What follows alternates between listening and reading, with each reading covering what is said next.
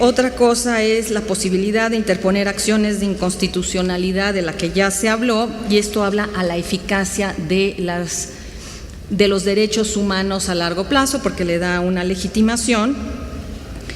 El nombrar a los directivos, al presidente y a los miembros del Consejo, eso también es un elemento de transparencia del que era indispensable que se incluyera, ¿no?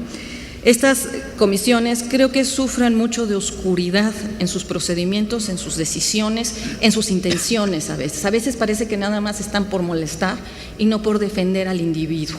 En realidad parece que a veces pierden el tiempo en cosas superficiales cuando hay necesidades brutales que no se atienden ni en tiempo ni en forma, ¿sí?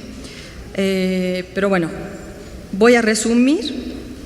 Otro aspecto importante para mí es esta reforma en que se suprime la facultad de investigación de la Corte y se le da una facultad que por su propia naturaleza ya tenía la comisión, que es la de investigación, lo cual es redundante, les digo, en ese aspecto, para investigar en materia de vulneraciones graves de oficio o ex parte, puede ser a petición del Ejecutivo, por ejemplo, o de los órganos legislativos.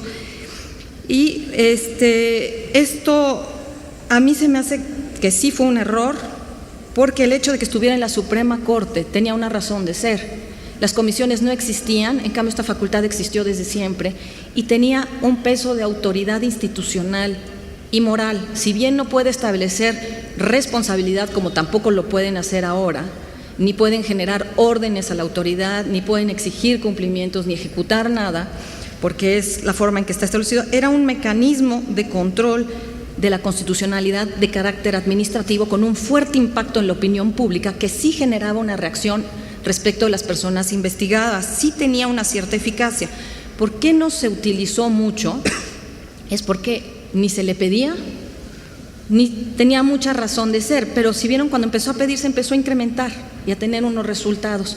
Y tenía un aspecto sumamente importante, que hacía que la Corte interpretara y desarrollara los derechos fundamentales, que no lo hace en amparo, lo hace en acción de inconstitucionalidad o en controversia constitucional, y lo hacía a través de esta facultad. Por ejemplo, en materia de información se desarrolló a través de este tipo de facultad. Ahora, ni modo, no podemos dolernos de lo que ya ocurrió, simplemente hay que pensar que esa facultad extraordinaria, no jurisdiccional, tenía una función y un sentido. Veamos qué función y qué sentido tendrá ahora en las comisiones.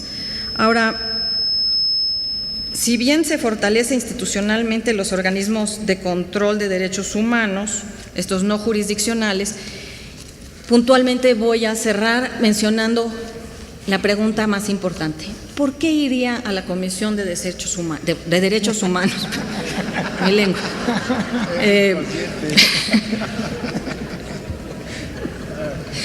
¿Por qué acudir a una de estas comisiones?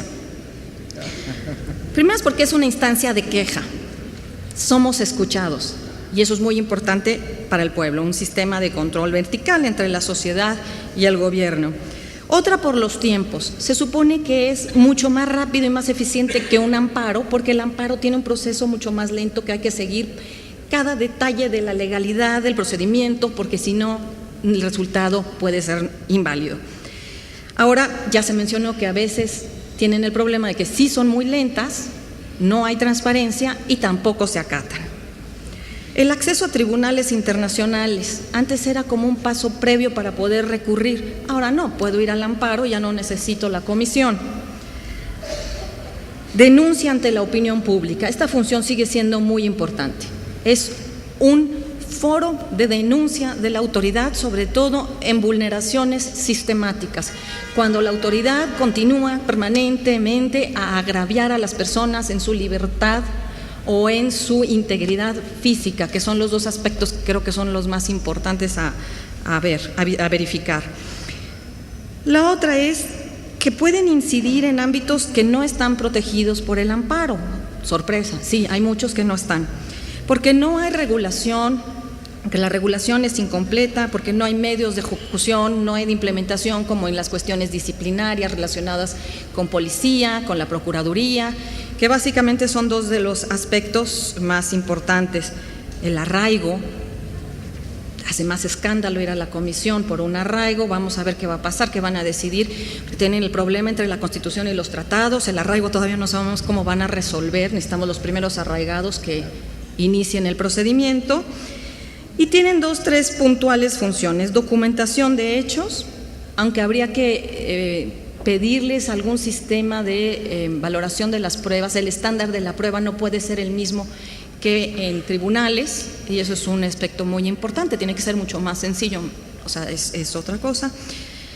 Y hay que insistir en la rendición de cuentas. Es un órgano de Estado, aunque sea autónomo, es autoridad y tendría que responder como cualquier otro y puede hacerse responsable como cualquier otro órgano del Estado.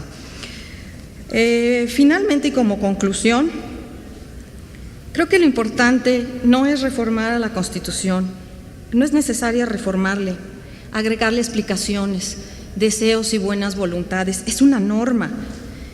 Yo creo que necesitamos saber derecho, estudiarlo, explicarlo mejor, tomar en serio la Constitución. Hace muchos años escribí un libro que se llamaba Mecanismos Constitucionales para el Control del Poder Político, que realmente sería un libro maravilloso, de no ser porque me reforman la Constitución cada rato y tengo que irlo actualizando. Entonces, la primera parte es una maravilla, la segunda la tengo que estar corrigiendo y ahora lo tengo que rehacer completamente.